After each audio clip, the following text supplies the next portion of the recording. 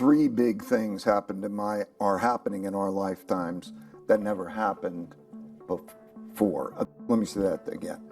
Three things that surprise us that haven't happened in our lifetimes, but happened many times through history, are the creation of an enormous amount of debt and debt monetization. The second is the internal conflict, the large wealth gaps and the internal conflict that makes the politics of populism and so on. And the third is the great power conflict, comparable powers, the United States and China, and the possibilities of war. There are very basic, simple things. That there is a debt cycle. There are short debt cycles. We're used to those. They last on average about 7 years, give or take about 3. And you have recession and interest rates are low, inflation is low, and the Federal Reserve becomes stimulative, and then you have growth. You have non-inflationary growth, and you have inflationary growth, and they tighten monetary policy, and then you have the slow up or the recession that follows until the cycle participates. We've had 12 of those. We're in the 13th. So the level of interest rates, you have to satisfy a debtor and a creditor. And so that means interest rates have to be high enough that the creditor gets a real return, higher than their money. And if you don't do that, you create the cycle that we have before, where money is essentially free, interest rates are nil, or in some cases negative, and you have a situation where you don't have to pay principal, so money was essentially free. Then that imbalance is enormous, and it's made more enormous because even then the supply-demand is not adequate. There's not enough demand to buy those bonds, and so the Federal Reserve's got to come in there and print money and buy those bonds and redistribute wealth. So you have that. So now we have moved to a level of real interest rates. Think about inflation. Those days that we have seen in the past are over, and there's a big adjustment in that. This is a different kind of debt problem, in that what happened is, in order to create this big transfer of wealth that there needed to be in various ways, the government borrowed a lot of money because they spent a lot more than they earned, and they sell a lot of bonds. And then the Federal Reserve buys bonds, and it subsidizes those bonds. And so the big losers of this cycle has not been the individual balance sheets, because the individual balance sheets have been improved. So the central banks have all lost a lot of money. The commercial banks bought a lot of these debts. So when we look at the commercial banking problem, it is largely a government debt problem, because there was the financing of holding bonds with short-term interest rates, and so that was the squeeze. The higher you raise the debt to income ratio, the more difficult that balancing act becomes. The inflation issue comes from two parts, really. First of all, if you spend a lot more than you earn, and you give a lot of money in credit, you're going to have an inflation. But it also comes from the supply-demand of bonds. So if you look at who's benefiting in this, the household sector, the workers, are benefiting. This isn't a classic recession in which the unemployment rate goes up, because the unemployment rate is remaining relatively good because there's wealth transfer, and you have, and they are also having higher wage gauges.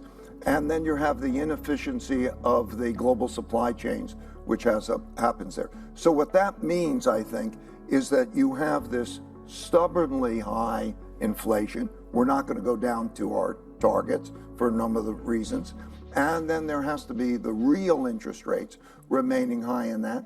And that creates a sort of stagflation kind of environment. It's a matter of the amount of money and credit created. And it's also a matter of productivity. And so when we look at the amount of money and credit, we will spend a lot more than we will earn. We know the budgets, we know the projections, we know individuals.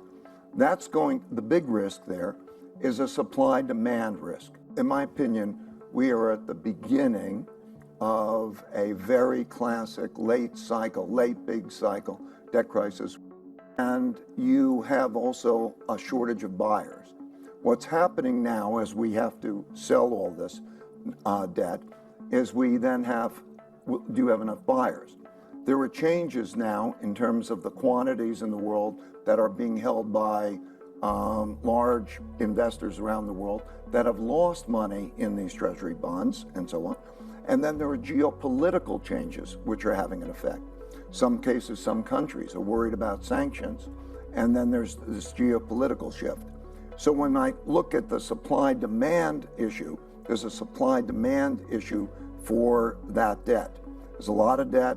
It has to be bought, has to have a high enough interest rate. When we look at the buyers, there appears to be a shortage, a significant shortage of the buyers for that government debt.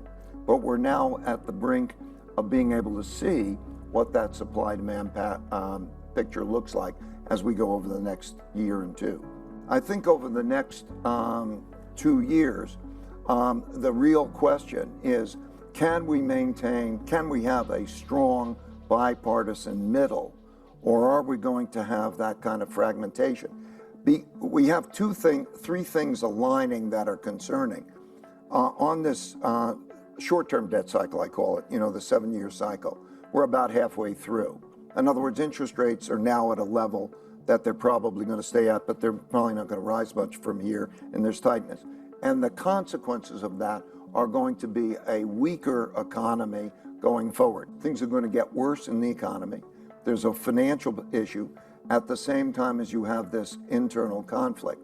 So I think that that's going to make for a risky situation, particularly then when we deal with the third major influence, which is this conflict, this geopolitical conflict in the world, particularly related to China, Russia, and the implications that has on supply chains, production, and the like. Irreconcilable differences on a number of topics. Taiwan, Russia, so there's quite a bit of brinksmanship. And we are also heading into a political year here in which there's going to be more pressure. Both sides are very worried about this. Soviet Union, mutually assured destruction was the means by which we got through that. That notion of pushing each other will be just do not cross certain red lines. Say for 25 years, I would always write down my investment principles, all my principles, and then I would convert them to algorithms, which became decision rules, which became systems, and everything would run, and they would, like setting up a computer chess game, it would play, I would play next to it, and we would then reconcile differences and we would learn together. Now what's happening with generative AI, and then to go beyond that, to have it as a partner, a thought partner, because the intelligence has capacities that the human mind doesn't have. We don't, the ability to process so much and everything at the same time. So I'm extremely excited. I think that this is the greatest revolution, bigger than the internet revolution. The problem isn't with the technology. The problem is with the people who use the technology. Will that technology be used to raise humanity's living standards, or will that be used for war? If we take the next 5 to 10 years, in the next 5 to 10 years, it's like going to go through a time warp. We're going to come out the other side, and you're going to see a very completely different world.